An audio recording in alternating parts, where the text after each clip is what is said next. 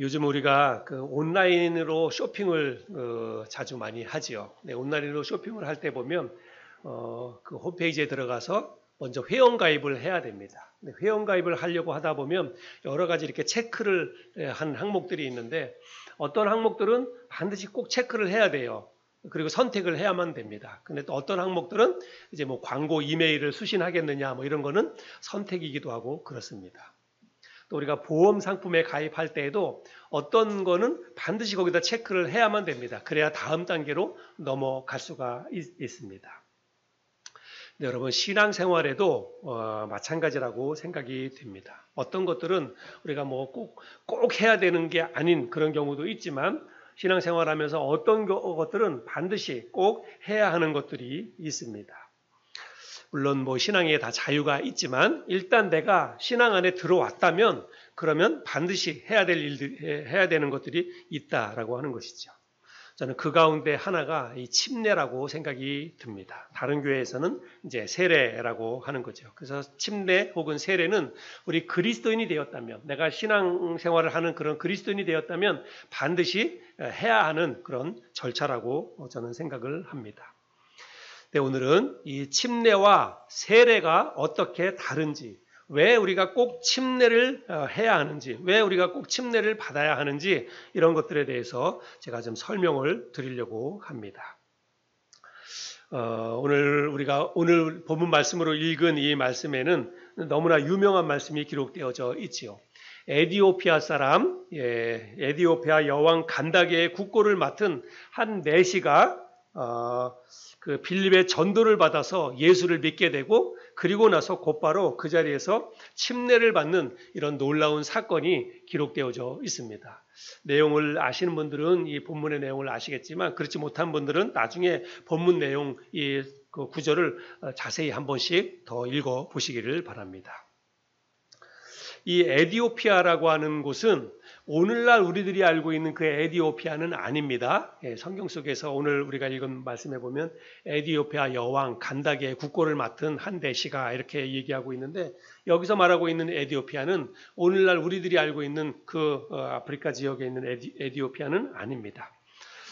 여기 나오는 이 에디오피아라고 하는 것은 성경에 구스라고 이렇게 번역이 되기도 하고 그러는데 바로 그 지역입니다. 지역적으로 보자면 애굽의 이 남쪽 지방입니다. 애굽 나일강이 있잖아요. 그 나일강 하류에 있는 그 지역인데 이 당시에는 누비아라고 하는 그런 왕국으로 알려져 있었습니다. 그래서 누비아 왕국의 여왕 밑에 있었던 한 내시가 이제 그 오늘 본문에 등장하는 주인공이라고 할 수 있습니다.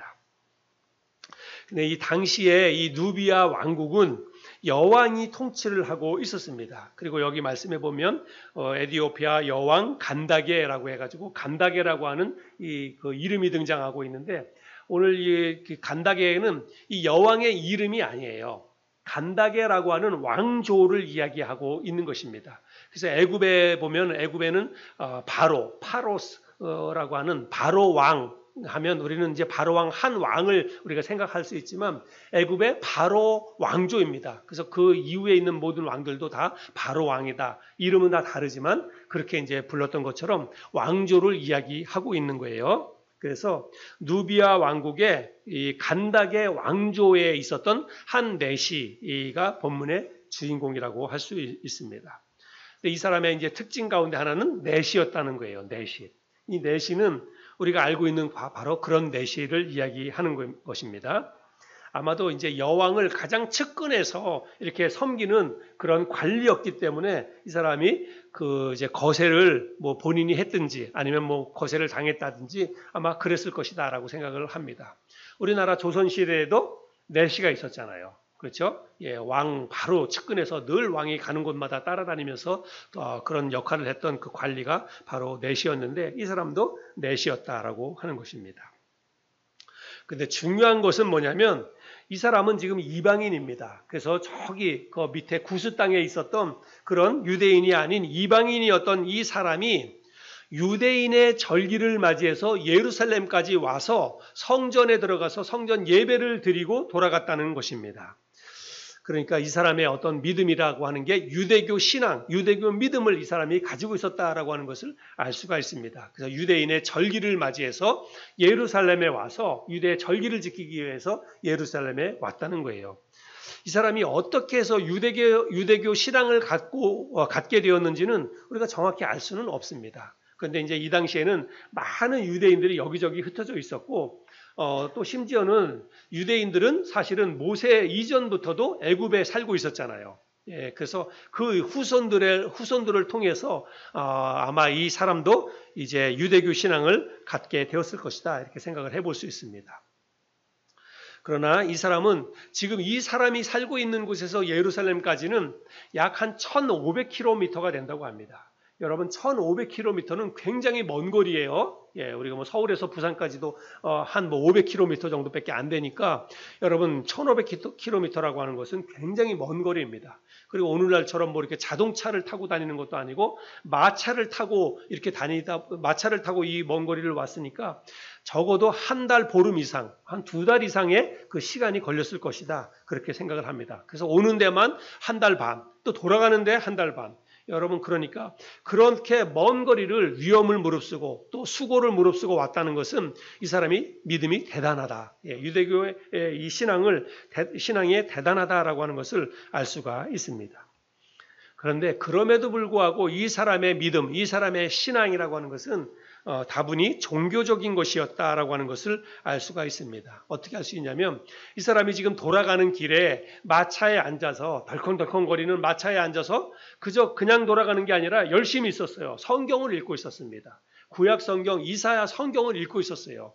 근데 여러분, 그 정도 믿음이라고 하면 정말 대단하지 않습니까? 예, 돌아가는 덜컹덜컹거리는 그 마차에 앉아서도 그냥 가지 않고 성경을 읽을 정도였으니까 이 사람의 믿음이 대단하다라고 하는 것은 알 수 있습니다. 그런데 나중에 이제 빌립하고 대화하는 내용을 통해서 알 수 있지만 성경을 읽고는 있었지만 그 읽고 있는 성경이 뭘 의미하는지는 알 수 없었어요. 예, 전혀 의미를 깨닫지 못하고 그냥 읽으면 하는 것입니다. 그래서 열심히 성경을 읽고 있지만 성경의 내용과 의미는 제대로 깨닫지 못하고 있었던 그런 사람이라는 것입니다. 그래서 아주 열심히 있는 그런 종교적인 그런 어떤 믿음을 가지고 있었지만 사실은 어떤 그 의미, 성경의 의미나 이런 것들은 잘 이해하지 못하고 단지 열심만 가지고 있었다라고 하는 것을 알 수 있죠. 오늘날 많은 그리스도인들 중에서도 이와 같은 신앙생활을 하는 사람들이 많이 있습니다. 교회는 열심히 다닙니다. 그런데 하나님 말씀은 잘 몰라요. 하나님 말씀을 잘 깨닫지 못합니다. 그냥 열심히 가서 기도하고 열심히 말씀을 읽고 그러는데 정말 중요한 하나님의 말씀의 정확한 의미나 또 이런 것들은 제대로 잘 이해하지 못하고 그저 단지 열심만 가지고 있는 그런 사람들이 오늘날에도 적지 않다라고 하는 것을 알 수 있습니다.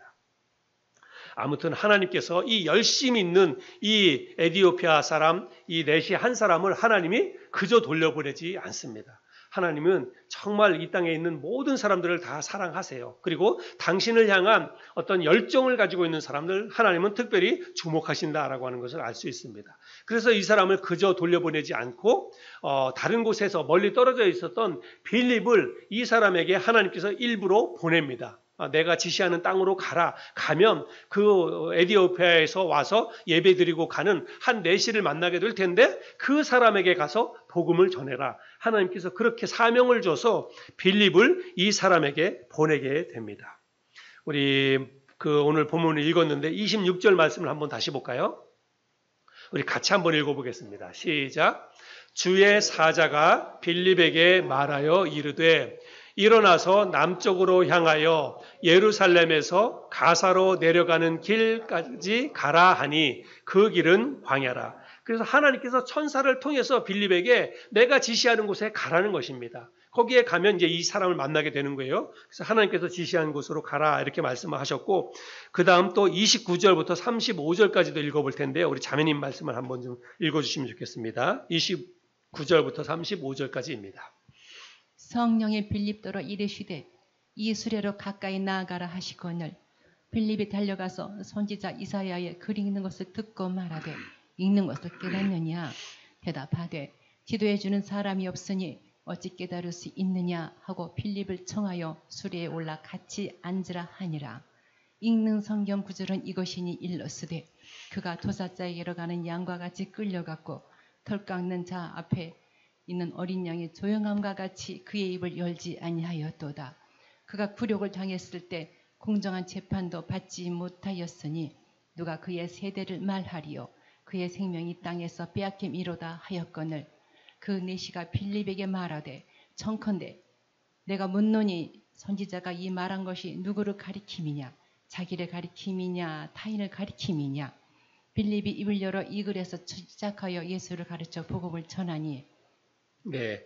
자, 그래서 이 사람이 지금 이사야 성경을 읽고 있었는데 도살장으로 끌려가는 어린 양 같은 뭐 이런 구절들이 있는데 그런 구절을 읽으면서 이게 도대체 뭘 얘기하는 건가? 이게 그 이사야 선지자를 얘기하는 건가? 아니면 이사야 선지자가 아닌 다른 사람을 얘기하는 건가? 이게 전혀 이해를 못하고 읽고 있었어요. 그래서 빌립을 만났을 때 이 구절에서 이야기하고 있는 이 사람이 누구입니까? 이런 질문을 하게 됩니다. 그래서 빌립이 이제 그 질문을 받아서 같이 마차에 올라가서 그 이사야 성경에서 말씀하고 있는 그 사람이 누군지에 대해서 쭉 이야기합니다. 그게 바로 거기에 나와 있는 그 이사야 성경에 등장하고 있는 그 말씀이 바로 예수 그리스도잖아요. 그래서 예수 그리스도께서 장차 십자가에 달려 죽으시고 고난 받으실 것에 대한 예언의 말씀이 이사야 성경에 기록되어져 있는데 그 말씀을 근거로 해서 예수님께서 지금 저 유대 땅 예루살렘에서 십자가에 달려 죽으신 그 예수님에 대해서 이 사람이 그 빌립이 쭉 설명을 하는 거예요. 그래서 예수 그리스도에 대한 복음을 이사야 성경을 근거로 해가지고 쭉 복음을 전했다라고 하는 것입니다. 그래서 이 사람이 예수 그리스도에 대한 이 복음을 다 듣게 되었어요. 그리고 복음을 다 듣고 난 다음에 이 사람이 곧바로 어떤 반응을 보이냐면 그게 36절에 그 말씀이 있죠. 36절에 보면 복음을 다 듣고 나서 이 사람이 뭐라고 얘기하냐면 길 가다가 물 있는 곳에 이르러 그 내시가 말하되 보라 물이 있으니 내가 침례를 받음에 무슨 거리낌이 있느냐. 그래서 예수 그리스도에 대한 복음, 예수 그리스도가 이 땅에 있는 모든 사람들의 죄를 위해서 이 땅에 오시고 당신이 희생제물이 되어서 십자가 위에서 달려 죽으셨습니다. 그리고 죽은 지 예수님이 3일 만에 부활했습니다. 그 이야기를 빌립을 통해서 다 들었습니다. 그 이야기를 다 듣고 난 다음에 이 사람이 하는 말이 뭐냐면 내가 저기 물이 있는 곳에 있으니까 내가 침례를 받는데 무슨 거리낌이 있느냐 이렇게 이야기를 한 거예요. 자, 그리고 나서 이제 36절 다음에 나오는 게 37절인데 우리가 가지고 있는 성경에는 37절이 없어요. 없음 이렇게 표현되어 있습니다. 이거는 왜 37절이 누락이 되었냐면 성경 이 당시에는 이제 사본이에요. 이렇게 사람들이 필사를 하는 거예요. 이야기를 듣고 그거를 이렇게 오늘날처럼 복사기에 넣고 이렇게 다 복사해가지고 다 이렇게 하는 게 아니라 사람 이야기를 듣고 옮겨 적는 거예요. 근데 옮겨 적는 과정에서 사람들이 하는 일이다 보니까 실수가 됐든지 어떻게 됐든지 그래서 37절이 누락이 되었다는 것입니다. 근데 사실은 이 누락된 이 구절이 너무 중요한 구절이에요. 그래서 37절은 우리가 가지고 있는 성경에 없지만 아마 여러분 가지고 있는 성경 관주 성경이면 밑에 보면 37절은 이제 이렇게 되어 있을 것입니다. 어떤 성경에는 이제 이렇게 되어 있는데 37절이 이렇게 원래는 이제 이 구절입니다. 빌립이 이르되 만일 그대가 마음을 다하여 믿으면 받을 수 있느니라 하니 내시가 응답하여 이르되 예수 그리스도께서 하나님의 아들이심을 내가 믿노라 하니라. 예. 그래서 복음을 듣고 나서 물 있는 곳에 이르러서 내가 침례받는데 무슨 물이 있으니까 침례받는데 무슨 거리낌이 있느냐라고 이야기하니까 빌립이 뭐라고 그러냐면 네가 침례받기 전에 먼저 믿어야 될 것이 있는데 만일 그대가 마음을 다하여 믿으면 뭘 믿어야 된다는 거예요? 예수 그리스도를 믿어야 된다는 거예요. 예수 그리스도가 하나님의 아들이신 것과 그 예수 그리스도가 당신의 죄를 위해서 이 세상에 있는 모든 사람들의 죄를 위해서 십자가에 달려 죽으시고 죽은 지 3일 만에 부활하셨다는 그 사실을 당신이 믿으면 그러면 당신이 침례를 받을 수 있습니다. 이렇게 지금 이야기를 한 거예요. 그랬더니 내시가 응답하여 이르되 예수 그리스도께서 하나님의 아들이심을 내가 믿노라 하니라. 예, 그래서 자기가 예수 그리스도가 하나님의 아들이신 것을 이제 믿겠다라고 고백을 한 것입니다. 그리고 나서 이제 이 고백이 있고 난 다음에 두 사람이 함께 물 있는 곳으로 내려가서 빌립이 그 사람에게 침례를 베풀게 됩니다. 38절과 39절인데요. 또 우리 같이 한번 읽어볼까요? 38절, 39절. 시작. 이에 명하여 수레를 멈추고 빌립과 내시가 둘 다 물에 내려가 빌립이 침례를 베풀고 둘이 물에서 올라올새 주의 영이 빌립을 이끌어 간지라. 내시는 기쁘게 길을 가므로 그를 다시 보지 못하니라. 자, 그래서 이제 이 사람의 어떤 믿음의 고백을 듣고 두 사람이 다 물에 내려가서 침례를 베풀고 둘 다 물에서 올라왔다. 이렇게 말하고 있습니다. 자, 오늘 우리가 이 본문 말씀을 통해서 먼저 성경적인 침례의 방식에 대해서 그리고 시기에 대해서 우리가 함께 좀 살펴보기를 원합니다. 금방 우리가 읽었던 이 본문 말씀을 근거로 해서 오늘날 많은 교회에서는 이제 세례 의식이라고 해서 세례를 하지요. 먼저 우리가 용어부터 좀 우리가 이해해 볼 필요가 있는데 이 우리가 보는 성경은 대부분 성경은 다 세례라고 번역이 되어 있습니다. 이 단어는 신약 성경에만 한 100번 정도 기록되어져 있습니다. 여러분들도 뭐 성구 사전을 통해서 찾아보려면 한번 찾아보세요. 세례라고 하는 성경을 다 찾아보면 신약 성경에 한 100번 정도 기록이 되어 있다는 것입니다. 근데 우리가 보는 개역 성경에는 모두가 다 세례라고 번역이 되어 있습니다. 세례라고 하는 이 말의 뜻은 세례는 정결 혹은 씻음 혹은 죄를 씻는 의식 이렇게 단어의 뜻이 이렇게 번역이 되게 되어 있습니다. 그런데 이 세례로 번역된 성경은 원래 우리가 가지고 있는 성경은 그 신약 성경은 헬라어로 기록이 되어 있습니다. 근데 헬라어에서 이 세례라고 하는 단어의 원어는 어떤 단어가 쓰였냐면요.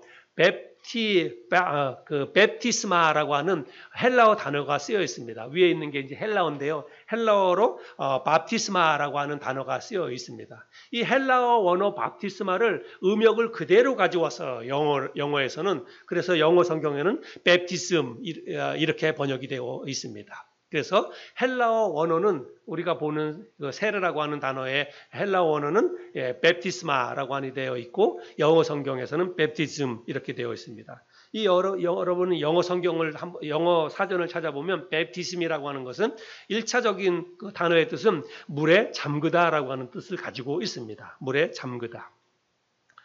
그래서 성경에 이 세례와 관련해요 그 방식들을 우리가 찾아보면 오늘날과 같은 이제 기존 이제 장로교회나 다른 교회에서 행하는 것과 같은 물을 얼굴에 이렇게 3번 뿌린다든지 아니면 이렇게 적셔가지고 성부와 성자와 성령의 이름으로 세례를 줍니다 하면서 머리에 3번 적시는 그와 같은 이런 성경의 방식은 성경에는 한 곳도 없어요. 성경에서 그와 같은 방식으로 세례를 했다, 침례를 했다라고 하는 방식은 한 곳도 없습니다.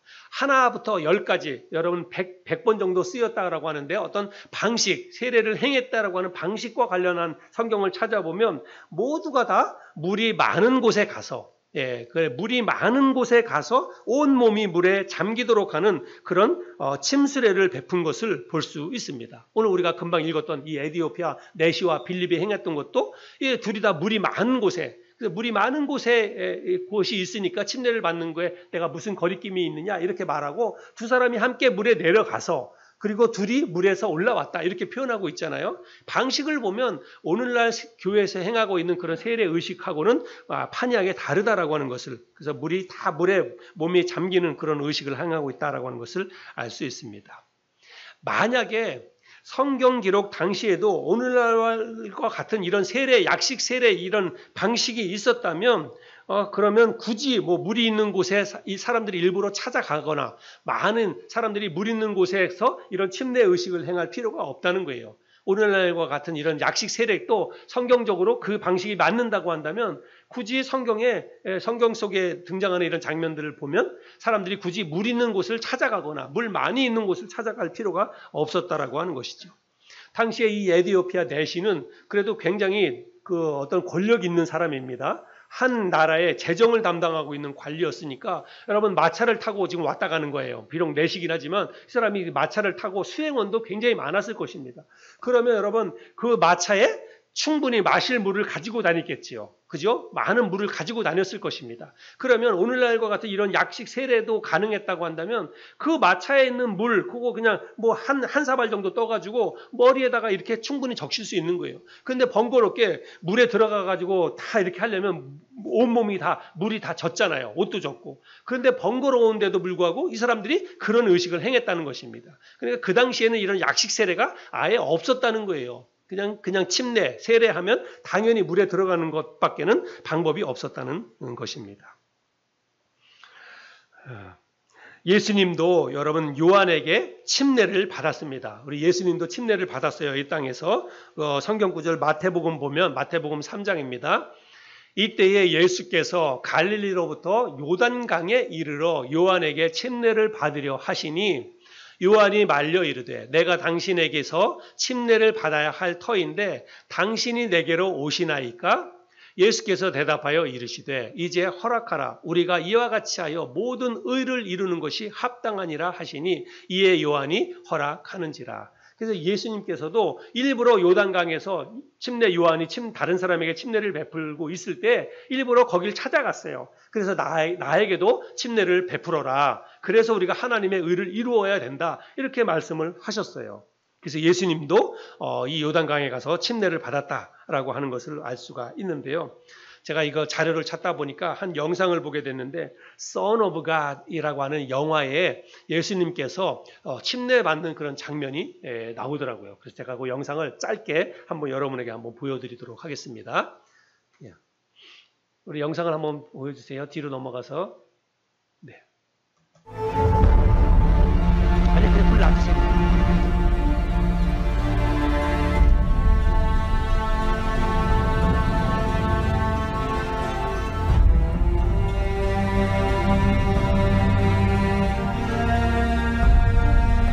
There is one to come, greater than me, who will baptize with fire.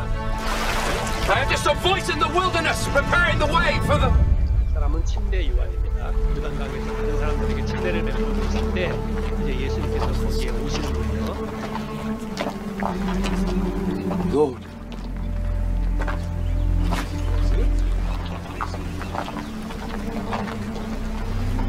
don't stop. Surely I need you to baptize me.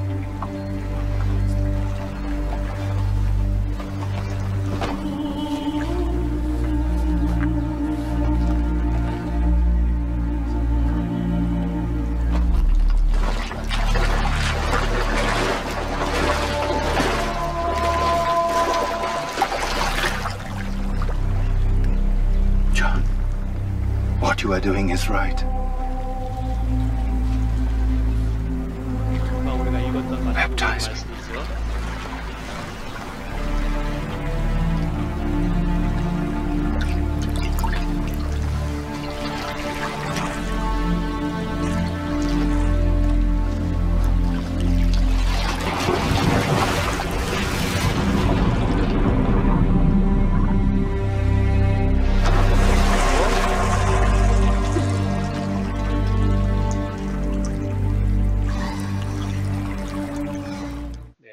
예수님도 침례 요한을 통해서 저 요단강에서 이렇게 침례를 받았다라고 하는 것을 알 수가 있습니다. 그리고 나서 나중에 예수님도 이제 그 침례 요한처럼 다른 사람들에게 예수님이 직접 또 침례를 베푸는 그런 일들이 있었습니다. 요한복음 3장 22절 23절 말씀해 보면 그 후에 예수께서 제자들과 유대 땅으로 가서 거기 함께 유하시며 침례를 베푸시더라. 요한도 살렘 가까운 에논에서 침례를 베푸니 거기 물이 많음이라. 그러므로 사람들이 와서 침례를 받더라. 그래서 침례 요한도 그렇고 예수님도 그렇고 주로 요단강에서 침례를 사람들에게 베풀었는데 왜 요단강에서 침례를 베풀었어요? 거기 물이 많았기 때문에. 물이 많은 곳에 있어야만 사람들이 온몸을 이렇게 물에 잠그는 침례를 할 수 있기 때문에 물이 많은 곳에서 침례를 베풀었다라고 말씀을 하고 있습니다. 그래서 오늘날 많은 교회에서 하고 있는 이런 세례 의식, 세례의 방식은 성경 어느 곳에서도 찾아볼 수가 없습니다. 그런데 왜 오늘날 많은 교회에서 언제부터 이런 그런 약식 세례를 하게 되었을까? 이게 참 궁금하죠. 왜 사람들이 그러면 이런 방식, 성경에도 없는 이런 방식으로 그냥 머리에 3번 물 적시는 방식으로 왜 이런 세례를 했을까? 저도 이게 참 궁금해요. 왜 이렇게 바뀌었을까? 이게 궁금합니다. 근데 제가 자료를 찾아보니까 AD 100년이나 100년에서 150년경에 쓰여졌다라고 알려지는 디다케라고 하는 문서가 있습니다. 이 디다케라고 하는 이 문서는 예수님의 12사도의 가르침을 기록한 그런 책이다라고 주장을 하는데 이 문서는 캐톨릭의 문서예요. 캐톨릭에서 보관하고 캐톨릭의 자료입니다. 근데 캐톨릭에서 이 자료를 뭐라고 얘기하냐면 예수님의 12사도들의 가르침을 하나씩 기록해 놓은 책이다. 그렇게 지금 이야기를 하고 있는데 그거는 사실 여부는 정확히 알 수가 없습니다. 그냥 캐톨릭에서 그렇게 주장을 하고 있는 거예요. 근데 여기 여러 가지 이제 교리적인 것들이 뭐 가르침들이 많이 나와 있는데 특별히 이 세례와 관계되어 가지고는 어떻게 지금 기록하고 있냐면 이렇게 기록되어져 있습니다. 아버지와 아들과 성령의 이름으로 흐르는 강에서 침례를 주라. 흐르는 강에서 줄 수 없다면 다른 곳에서 주라. 찬물에서 하고 찬물이 없다면 더운 물에서 주라. 그리고 그런 것도 하기 어렵다면 머리에 3번 부으라. 이렇게 그 디다케라고 하는 문서에 이렇게 되어 있습니다. 그러니까 원래 이 디다케라고 하는 이 문서에도 보면 원래는 침례를 주라고 하는 거예요. 원래는 흐르는 강에 가서 침례를 주라. 그런데 상황이 여의치 못해가지고 그렇지 못할 때에는 흐르는 강이 아닌 그냥 뭐 고인물에서 할 수도 있다. 이렇게 이야기를 하고 있고 그리고 처음에는 찬물에서 하라. 그런데 찬물로 하는 게 어렵다. 사람들이 거부하거나 그럴 수도 있으니까 그럴 때는 더운 물에서 하라. 자꾸 이렇게 변형을 주었다는 것입니다. 그리고 그것도 여의치 않다면 머리에 3번 물을 부으라. 이렇게 지금 되어 있다는 거예요.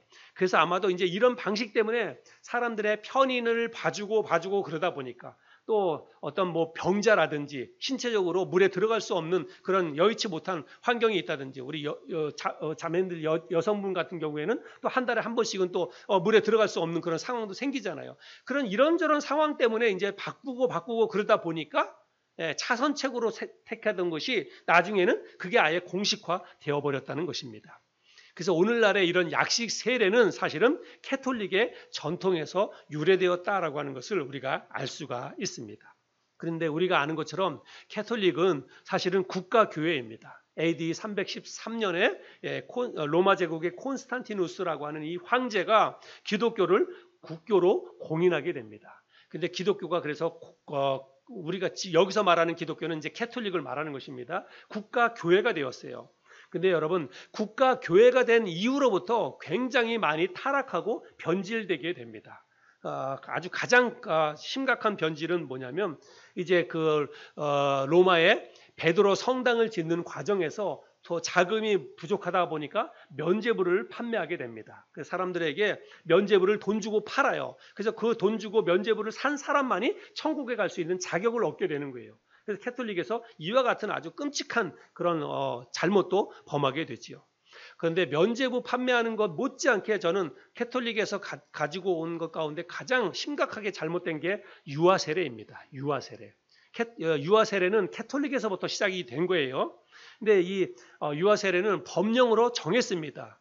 태어난 지 10개월을 넘기기 전에 태어나서 10개월 미만 된 아이들에게 의무적으로 법령으로 다 유아 세례를 베풀게 했습니다. 여러분 왜 그랬겠어요? 그 당시는 로마가 전 세계를 지배하는 그런 때였습니다. 그런 때에 이제 태어나는 아기들에게 의무적으로 다 법령을 정해서 어린 아이에게 세례를 받게 한 것은 다 태어나면서부터 모든 아이들을 다 캐톨릭 신자로 만들어버리고자 하는 그런 어떤 꼼수를 담아서 그 유아 세례를 베풀었다라고 하는 것입니다. 근데 여러분 그런 어떤 전통을 이제 오늘날 교회들이 다 그대로 가지고 와서 유아들에게 세례를 베풀고 있는 거예요. 여러분 세례라고 하는 것은 성경적으로 세례는 누가 받는 거냐면 신자의 세례밖에는 없습니다. 신자의 침례밖에는 없어요. 믿음을 고백하는 거예요. 내가 예수 그리스도가 우리가 에디오피아 내시처럼 예수 그리스도가 내 개인의 구세주가 되었다라고 하는 것, 하나님의 아들이실 뿐만이 아니라 내 죄를 위해 십자가에 달려 죽으신 것을 개인적으로 믿는 그 믿음의 고백을 담아서 침례를 베푸는 거예요. 이 에디오피아의 내시가 물었지 않습니까? 빌립에게. 저기 물 많은 곳이 있는데 내가 침례 받는데 무슨 거리낌이 있느냐? 그렇게 얘기할 때 바로 가서 침례를 준 것이 아니라 네가 믿어야 된다는 거예요. 하나님, 예수 그리스도가 하나님의 아들이신 것을 믿어야 된다. 그런 복음을 전했어요. 그래서 복음을 다 듣고 나서 예수 그리스도를 믿고 나서 이 사람이 침례를 받았다는 것입니다. 여러분, 침례는 신자의 침례밖에는 없습니다. 그래서 믿는 자의 침례. 믿지 않는 사람들, 안 믿는 사람들이 교회 와가지고 나도 세례 교인이 되고 싶습니다 라고 해가지고 세례 주는 거, 여러분 그거 성경적이지 않아요. 반드시 믿음의 고백이 있어야 됩니다. 그 사람이 내가 구원받은 그리스도인이 되었다라고 하는 믿음의 고백이 분명히 있어야 돼요. 그 고백을 담아서 침례를 베푸는 것입니다. 근데 여러분, 난지 10개월 정도 된 아이가 여러분 무슨 인지 능력이 있어서 그가 예수 그리스도의 십자가의 대속의 죽음을 알고 그거 의미를 깨닫고 그 아이가 믿음을 고백할 수 있습니까? 그런 고백이 없는데도 유아들에게 세례를 주는 것은 이건 아주 대단히 잘못됐습니다. 성경적이지 않아요. 오늘날 교회에서 제가 뭐 다른 교회를 비방하거나 우리 다른 교파를 비방할 그런 생각은 전혀 없습니다. 그런데 오늘날 개신교회에서 행하고 있는 것 가운데에서 정말 잘못된 것은 유아 세례입니다. 유아 세례는 정말 성경적이지 않아요. 이건 그냥 캐톨릭에서 국가 교회를 만들기 위해서 가지고 온 그런 어떤 정책적인 것인데, 오늘날 많은 개신교에서 이거를 그대로 따라하고 있다는 것은 너무나 안타까운 일이다라고 생각을 합니다. 그래서 성경적인 이 침례, 세례는 반드시 믿는 자의 침례, 믿는 자의 세례여야 한다는 것입니다. 그래서 반드시 예수 그리스도를 개인의 구세주로 믿은 사람만 침례를 받을 수 있다라고 하는 것을 우리가 먼저 기억해야 될 필요가 있습니다. 자, 성경적인 침례의 방식은 그래서 의심의 여지 없이 온 몸이 물에 잠기는 침수례만 성경적인 방식이다라고 하는 것을 제가 말씀을 드렸습니다. 근데 오늘날 교회에서는 그래도 세례를 많이 하고 있잖아요. 오늘날 우리나라에서는 우리나라는 이제 장로교가 많이 있는데 많은 교회에서 세례를 하고 있습니다. 근데 요즘 보면 장로교 가운데에서도 그런 침례를 행하는 교회들도 많이 지금 생기고 있다라고 하는 것을 알 수 있습니다. 근데 왜 장로교에서는 그 장로교회 목사님들이 이런 걸 모를까요? 성경을 다 알아요. 다 알면서도 세례를 하고 있습니다. 근데 이제 그게 좀 안타까운데 왜 그렇게 하고 있느냐면, 그냥 의미는 우리가 다 알고 있다. 의미는 이게 어떤 의미를 담고 있는지는 알고 있으니까 있지만, 방식은 우리가 뭐 현대 시대에 맞게 여러 사람에게 이런 세례를 준다는 게 번거롭기도 하고 시간도 많이 걸리고 어려우니까, 절차상 너무나 복잡하고 어려우니까 그냥 우리가 방식은, 의미는 그렇지만 방식은 약식으로 합시다 해가지고 그 약식으로 하고 있다는 거예요.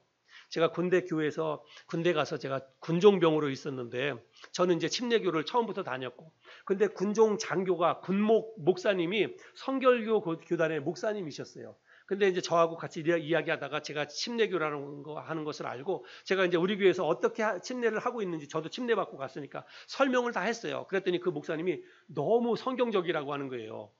그래서 그 침례가 맞다는 거예요. 그래서 자기도 나중에 이제 군목 제대에서 나가면 내가 다른 거는 몰라도 이거는 내가 바꾸겠다. 그 성결교 교회 목사님이 그런 얘기를 하셨어요.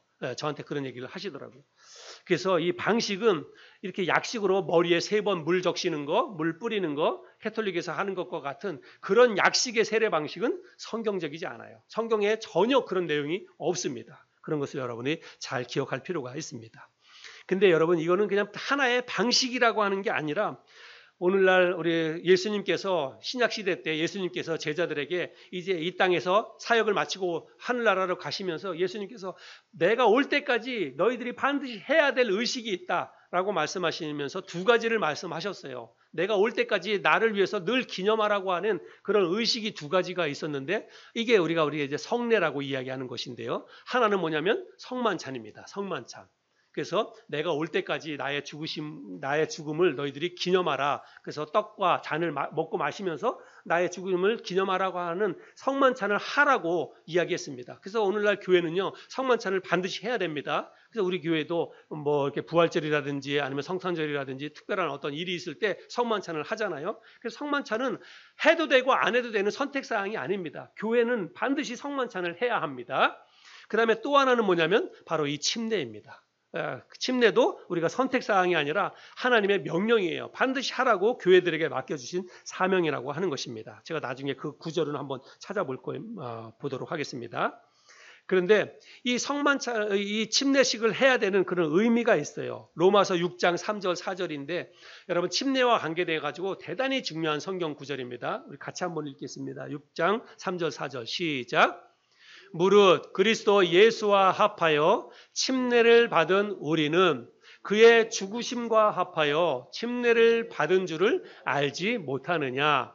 그러므로 우리가 그의 죽으심과 합하여 침례를 받음으로 그와 함께 장사되었나니 이는 아버지의 영광으로 말미암아 그리스도를 죽은 자 가운데서 살리심과 같이 우리로 또한 새 생명 가운데서 행하게 하려 함이라.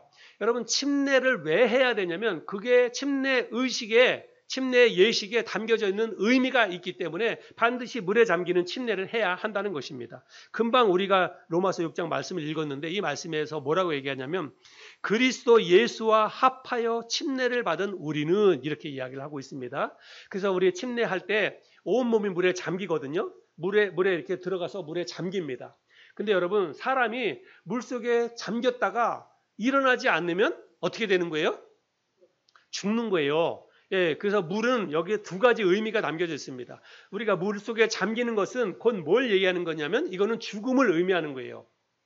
예수 그리스도께서 십자가 위에서 우리를 위해서 달려 죽으셨습니다. 근데 우리가 예수 그리스도의 십자가의 죽으심에 우리가 합한다. 그리스도와 내가 연합이 된다라고 하는 건데 여러분 우리가 예수 그리스도의 십자가의 죽으심에 우리가 어떻게 연합이 될 수 있습니까? 내가 똑같이 십자가에 달려 죽어야 연합이 되는 거예요. 똑같이 하나가 되는 것입니다. 근데 우리가 예수님처럼 십자가에 달려 죽을 수는 없잖아요. 그런데 그거를 우리가 표현해내는 방법이 뭐냐면 내가 침례를 받으면서 물에 잠기는 거예요. 물에 잠기는 그 의식을 통해서 내가 죽었다는 것입니다. 내가 예수 그리스도와 함께 연합이 되어서 나도 십자가에 달려 죽었습니다. 이거를 표현해내는 거예요. 그리고 물에서 이제 올라올 때 물에서 다시 이렇게 일으킴을 받을 때는 그게 바로 예수 그리스도께서 십자가에 달려 죽으시고 죽은 지 3일 만에 부활했다. 다시 살아났다라고 하는 것인데 여러분 물속에서 다시 일어났을 때는 내가 다시 살아났다라고 하는 것을 표현해내는 것입니다. 그래서 침례는 뭐냐면 예수님의 십자가의 죽으심과 부활을 상징적으로 보여주는 그런 예식이라고 하는 거예요. 그래서 우리가 침례를 받아야 된다는 것입니다. 여러분 이렇게 세례 의식 물 3번 이렇게 머리에 적시고 그리고 물 3번 얼굴에 뿌리고 여러분 이거 세례 의식이 어떻게 죽음과 부활을 표현합니까? 세례 의식으로는 그거를 도저히 표현해낼 수 있는 방법이 아니라고 하는 거예요. 그래서 우리가 굳이 번거롭더라도 왜 침례를 받아야 되냐면 이 침례가 바로 예수 그리스도에게 우리가 연합이 되는 것인데 예수 그리스도의 십자가의 죽음과 부활에 연합되는 것인데 그 방식적인 차원에서 반드시 물에 들어갔다가 나오는 죽었다가 다시 살아나는 것을 표현하는 방식이 침례이기 때문에 우리가 번거롭더라도 침례를 받을 수밖에 없다라고 하는 것입니다. 침례 받는 것은 굉장히 번거로워요. 왜냐하면 우리가 물에 들어갔다 나오면 온몸이 다 젖어야 되기 때문에 옷도 갈아입어야죠. 머리도 말려야 되죠. 이런 거 하려면 다 어떤 절차적으로 굉장히 번거롭습니다.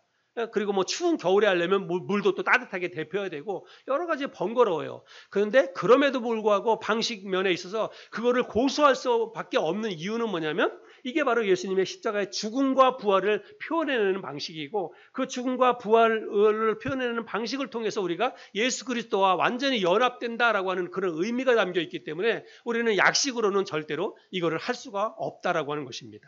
그래서 침례가 가지고 있는 이런 영적인 의미, 예수님의 십자가의 죽음과 부활이라고 하는 이 영적인 의미가 침례 속에 담겨 있기 때문에 그래서 반드시 우리가 약식이 아닌 침례, 물침례를 통해서 침례를 받아야 된다라고 하는 것을 말씀을 드리는 것입니다. 골로새서 2장 12절에도 역시 같은 의미의 말씀이 있는데요. 너희가 침례로 그리스도와 함께 장사되고 우리가 침례 받는 게 뭐예요?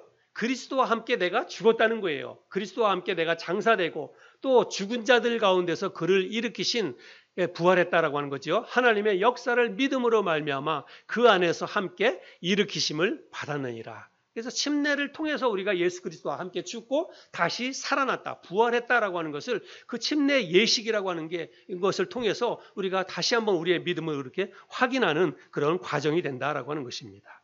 그래서 약식으로는 절대로 예수님의 십자가의 죽음과 부활을 표현해낼 수가 없기 때문에 비록 우리가 조금 번거롭고 절차상 여러 가지로 좀 어렵다 할지라도 우리는 반드시 침례를 받아야 된다라고 하는 것을 제가 말씀을 드렸습니다. 자, 그 다음에는 침례를 받아야 하는 이 시기인데요. 오늘 우리가 읽었던 본문 말씀에서 보면 에디오피아 내시가 복음을 듣고 깨닫고 나서 곧바로 침례를 받았죠. 예, 곧바로 침례를 받았습니다. 그 다음에 우리 사도행전 2장에도 보면 또 이런 시기적인 것을 알 수 있는 내용이 있는데요. 사도행전 2장 40절부터 42절입니다. 예, 또 여러 말로 확증하며 권하여 이르되 너희가 이 패역한 세대에서 구원을 받으라 하니 그 말을 받은 사람들은 침례를 받음에 이날에 신도의 수가 3,000이나 더하더라. 그들이 사도의 가르침을 받아 서로 교제하고 떡을 떼며 오로지 기도하기를 힘쓰니라. 이 말씀은 사도행전 2장 말씀은 우리가 아는 것처럼 오순절날 성령이 예루살렘에 있던 많은 사람들에게 임했습니다. 그때 사도 베드로가 그 많은 사람들 앞에 모아놓고 설교를 해요. 예수님의 어떤 그 설교를 베드로가 하는데 베드로의 설교를 다 듣고 난 사람들이 그날 침례를 받았다는 것입니다. 그래서 그날 침례 받은 사람들이 3,000명이나 되었다는 거예요. 그래서 그날 예루살렘 교회에 신도의 수가 3,000이나 더해지는 놀라운 역사가 일어나게 되었습니다. 그래서 이날도 베드로의 설교를 듣고 나서 깨닫고 나서 예수 그리스도를 믿겠다고 고백했던 사람들이 곧바로 다 뭐였냐면 바로 그날 그 자리에서 침례를 받았다는 것입니다. 그래서 이 침례는 시기적으로 언제 받는 게 성경적이냐면 구원받은 다음에 바로 내가 예수 그리스도를 믿고 나서 내가 이제 예수님을 믿겠습니다. 예수님이 내 죄를 위해서 십자가에 죽으신 것을 내가 믿겠습니다. 그렇게 믿음의 고백을 하고 나면 곧바로 침례 받는 게 성경적이에요. 근데 우리는 이제 환경적으로 곧바로 이렇게 침례 주기가 조금 어려운 그런 환경이다 보니까 한 번에 모아서 여러 사람이 있을 때 우리가 이렇게 침례를 주기도 하고 그러는데, 근데 또 장로교회나 다른 교회에서는 침례를 받기 위해서, 세례를 받기 위해서 뭘 해야 됩니까? 예. 다른 교회에서는 어떤 거 하냐면 세례 문답을 해야 돼요. 그래서 6개월 동안 성경 공부해야만 세례를 받습니다. 그러니까 자기가 세례 받겠다고 해서 바로바로 세례 받는 게 아니라 반드시 이런 세례 문답을 하고 또 어떤 성경 공부를 하고 그리고 나서 이렇게 세례를 줍니다. 근데 사실은 세례는 꼭 성경 공부를 해서 하는 게 아니라 내가 예수 그리스도를 믿겠다고, 예수 그리스도를 어떤 믿음이 분명하다면 그러면 그 즉시 침례를 받는 게, 세례를 받는 게 성경적이다. 그렇게 이야기를 할 수 있습니다. 자, 그런데 여러분 가운데 이렇게 질문하는 분이 있을지 모르겠어요. 아니, 내가 예수만 믿으면 되지. 내가 예수 믿으면 나 천국 가는 거 아닙니까? 내가 예수만 믿으면 되지. 뭐 굳이 꼭 세례를 받아야 됩니까? 굳이 꼭 침례를 받아야 됩니까? 아마 이렇게 대답하는 분이 있을지 모르겠어요. 예, 여러분, 진짜 내가 예수만 믿으면 천국 가는 거는 뭐 세례 안 받아도 천국 갈 수 있습니다. 어떤 교회에서는 세례를 받는 게 꼭 제시즘 받고 세례 받는 게 꼭 예수 믿고 하나님의 자녀가 되는 걸로 그렇게 이야기하고 그렇게 가르치는 교회도 있는데 그건 잘못된 거예요. 예, 세례는 구원 받은 사람이 세례 받는 것입니다. 그 세례 받는 게 곧 구원받는 것을 이야기하는 것은 아니에요. 그래서 세례 안 받아도 천국에 갈 수 있습니다. 예, 그래서 세례가 혹은 침례가 구원의 조건은 아닙니다. 근데 그래서 나는 그냥 예수 믿어서 천국 가면 되니까 난 세례는 안 받을래요. 침례는 내가 안 받을래요. 이렇게 얘기하는 분이 있을지 모르겠어요. 근데 제가 왜 침례를 꼭 받아야 되는지 제가 그런 설명을 드릴 텐데, 먼저 제가 그리고 또 이제 질문하는 분 가운데 나는 다른 교회 다니면서 장로교회 다녔는데 나 장로교회에서 세례 받았어요. 나 장로교회에서 세례 받았는데 우리 하늘소망 교회는 침례교회인데 목사님 나 세례 받았는데 꼭 굳이 내가 침례 받아야 됩니까? 이렇게 또 질문하는 분이 있을지 모르겠어요. 예, 세례 받았는데 그걸로 족하지 않느냐? 왜 꼭 굳이 또 침례를 받아야 되느냐? 이렇게 질문하는 분이 있을지 모르겠습니다. 그거는 제가 뭐 여러분에게 침례를 꼭 받아야 됩니다. 내가 뭐 강요해가지고 억지로 제가 침례 주고 싶은 그런 생각은 없습니다. 근데 제가 성경적으로 세례와 침례의 이런 방식의 차이, 의미의 차이를 제가 설명을 드렸잖아요. 여러분 이제 다 들으셨어요. 들었으니까 이제 여러분이 알아서 판단하시고 여러분이 결정하시면 되는 것입니다. 여러분이 장로교를 다니면서 나 세례를 받았는데 나는 그냥 그 세례 받은 것으로 족하겠습니다. 나는 그 의미를 다 알고 그렇게 세례를 받았으니까 나는 이제 뭐 침례는 내가 굳이 안 받겠습니다. 여러분이 그거를 생각하신다면 뭐 그건 어쩔 수 없어요. 내가 뭐 그런 분을 억지로 데려다가 침례를 줄 수는 없으니까. 근데 여러분이 이제 제 오늘 설명을 듣고 설교를 들었으니까 나는 성경적으로 내가 받은 세례보다는 침례가 더 성경적이고 그게 의미가 예수님의 십자가의 죽으심과 부활의 의미를 담고 있는 것이니까 나는 침례를 받겠습니다. 그렇게 결정하신다면 그러면 여러분이 침례를 받을 수가 있겠다라고 하는 것입니다. 그리고 혹시 다른 교회를 다니면서 침례 받으신 분이 또 있을 수 있어요. 그죠? 나는 다른 교회에서 침례를 받았습니다. 물에 잠기는 침례를 받았습니다. 그런데 우리 교회에서 내가 꼭 또 침례를 받아야 됩니까? 이렇게 얘기하시는 분이 있을 수 있겠어요? 그런 분들에 대해서는 저는 그 침례는 인정을 합니다. 침례 받은 거에 대해서는 다른 교회에서 침례 받았다면 굳이 우리 교회에서 꼭 침례를 받을 필요는 없다. 그렇게 생각을 합니다. 다른 교회에서 받은 침례는 얼마든지 똑같은 의미를 깨닫고 받았다고 한다면 그거는 이제 정확한 방식에 의해서 받은 거니까 그거는 제가 인정을 할 수 있습니다.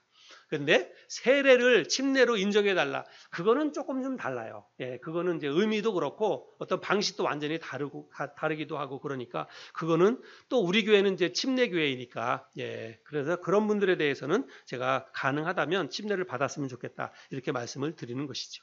그런데 왜 침례를 받아야 되느냐, 왜 침례를 받아야 되는지에 대해서 이제 마지막으로 제가 말씀을 드릴 텐데요. 첫 번째는 왜 침례를 받아야 되냐면 침례는 이게 우리가 선택사항이 아니라는 것입니다. 침례는 받아도 되고 안 받아도 되는 게 아니라 하나님의 명령이에요. 반드시 침례를 받으라고 명령을 하고 있기 때문에 침례를 받아야 한다는 것입니다. 마태복음 28장인데요.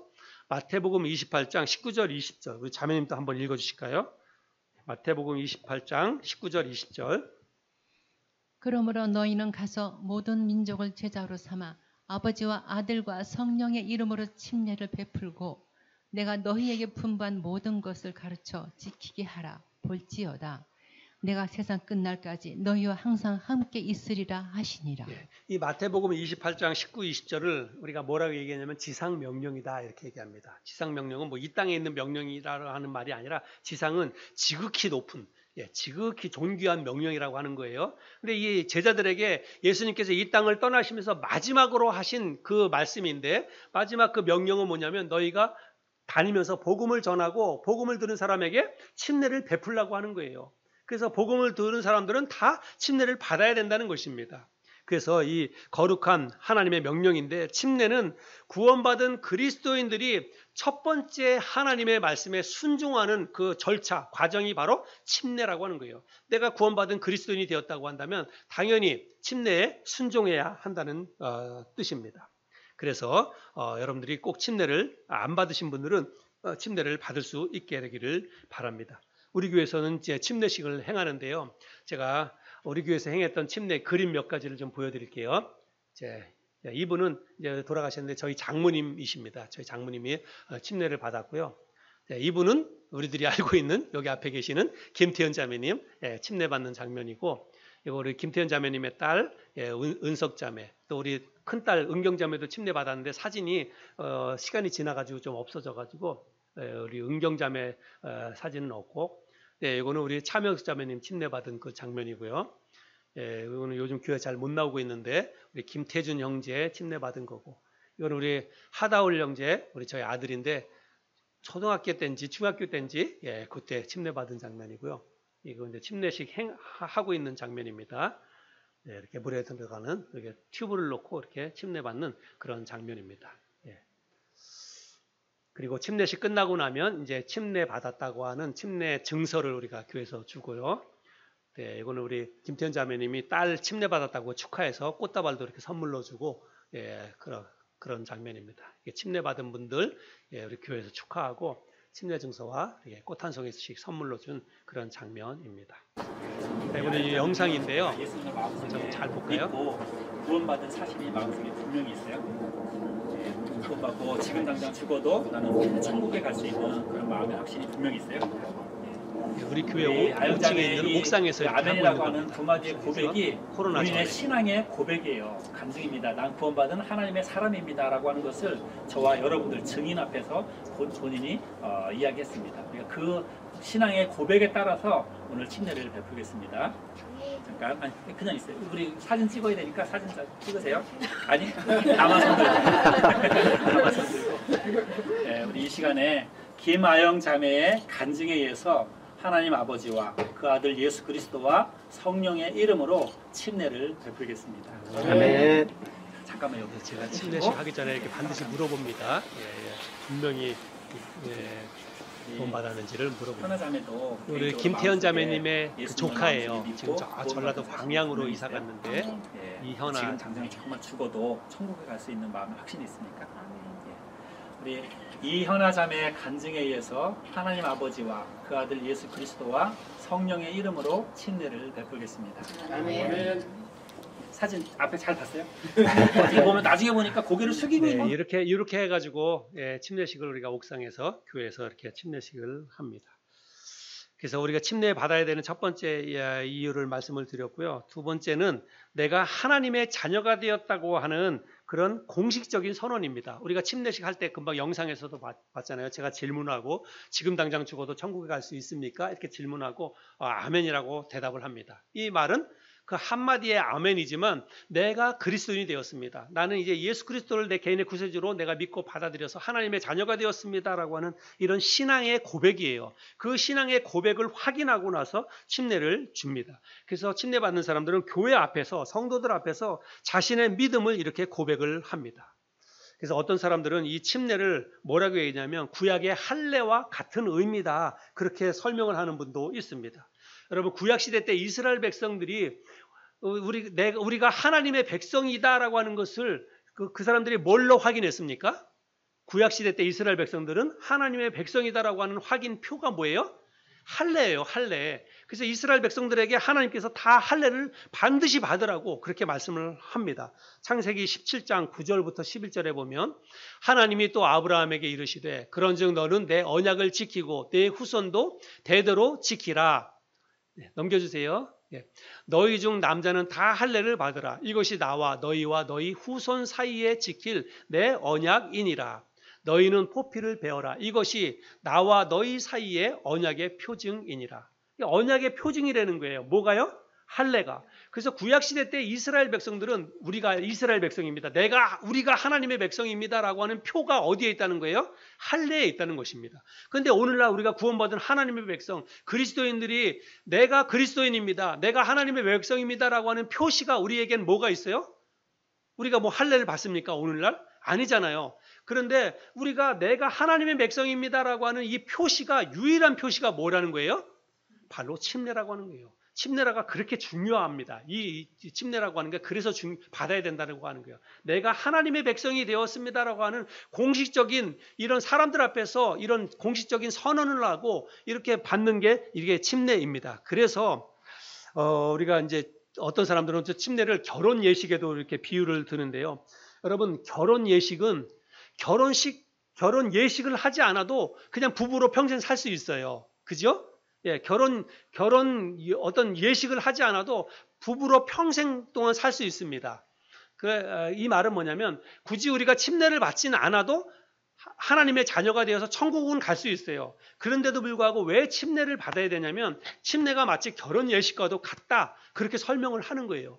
여러분 결혼 예식을 하면 결혼 예식을 안 하고 사는 거하고 다르잖아요. 그렇죠? 내 마음도 다르고 왜냐하면 결혼 예식을 할 때는 여러 사람 앞에서 많은 사람들 앞에서 우리가 선서를 합니다. 선언을 하잖아요. 그래서 내가 이 사람 내 남편으로 아내로 그렇게 내가 살겠다라고 여러 증인 앞에서 내가 공식적인 선언을 하는 거예요. 그렇기 때문에 우리의 마음이 다르고 결혼 예식이라고 하는 이런 예식이 주는 이런 비중이 있다라고 하는 것입니다. 그래서 침례도 우리가 그런 의미가 있기 때문에 침례를 받는 게 좋다. 제가 그렇게 말씀을 드리는 것입니다. 또 한 가지 마지막은 침례가 가지고 있는 그런 어떤 의미가 뭐냐면 침례가 바로 교회 회원으로 인정되는 수단이 되기 때문에 그렇습니다. 사도행전 2장에 이날의 신도의 수가 3,000이나 더하더라. 여러분 신도의 수가 그냥 믿었다고 해서 다 신도가 되는 게 아니라 그날 예루살렘 교회의 신도의 수가 3,000명이 늘어나게 된 것은 침례받은 사람이 그날 예루살렘 교회의 신도의 수로 3,000이나 더해졌다라고 하는 것입니다. 그래서 구원받은 사람이 교회 앞에서 공식적으로 침례를 받음으로 인해서 그 교회의 회원이 되는 거예요. 우리 교회는 그런 절차를 통해서 우리 교회의 회원이 되는 것입니다. 제가 우리 교회에 오신 분들에게 등록카드 써주세요. 우리 교회에 등록하셔야 우리 교회 회원이 됩니다 해가지고 제가 등록카드를 써달라고 부탁한 경우가 있습니까? 최근에 우리 교회에 오신 분들 계시잖아요. 제가 등록카드 쓰라고 말 안 해요. 우리 교회는 그런 절차가 없습니다. 그냥 단지 그 교회 가가지고 등록카드 하나 썼다고 해가지고 그 교회 회원이 된다고 저는 그런 방식이 정말 옳지 않다고 생각을 합니다. 여러분 우리가 하물며 어떤 우리가 뭐 동호회라든지 어떤 단체에 가입을 하더라도 그냥 우리가 가가지고 무작정 가가지고 뭐 그냥 회원 가입 낸다고 해가지고 우리가 그 단체의 회원이 됩니까? 아니잖아요. 뭐 회비도 납부를 해야 되고 정식으로 뭐 6개월이든지 1년 동안 정식으로 우리가 어떤 그냥 규칙적으로 출석도 해야 되고 그런 절차를 해야 회원이 되는데 하물며 거룩한 하나님 나라 백성의 공동체인 교회의 회원이 되는데 등록카드 하나 적어 낸다고 해가지고 그 교회 회원이 되는 거는 저는 그거는 옳지 않다고 생각합니다. 그래서 적어도 우리 하늘소망교회의 회원이 되려면 어떻게 해야 되냐면 구원받고 그리고 침례받아야 됩니다. 침례받아야 정식으로 우리 교회의 회원이 된다라고 하는 것입니다. 그래서 우리 교회에서는 그런 절차를 통해서 교회의 회원이 되는 그런 절차를 가지고 있으니까 여러분들도 생각해 보시고 내가 우리 하늘소망교회에서 내가 평생 신앙생활 하겠다. 우리 교회의 정식 회원이 되고 싶다. 그러면 꼭 침례를 받을 수 있게 되기를 바랍니다. 우리 교회 출석하시면서 아직까지 침례받지 않으신 분들 계시는데 오늘 나는 말씀을 잘 생각해 보시고 이게 정말 성경적인 것이구나. 내가 기왕 신앙생활 할 거면 나도 제대로 된 신앙생활 하겠다. 내가 정말 그리스도와 연합해서 올바른 침례를 받고 정말 바른 신앙생활을 더 열심히 하겠다. 이런 어떤 마음의 고백이 생긴다면 이번 침례식 때 8월 마지막에 있는 침례식 때 꼭 침례받을 수 있게 되기를 바랍니다.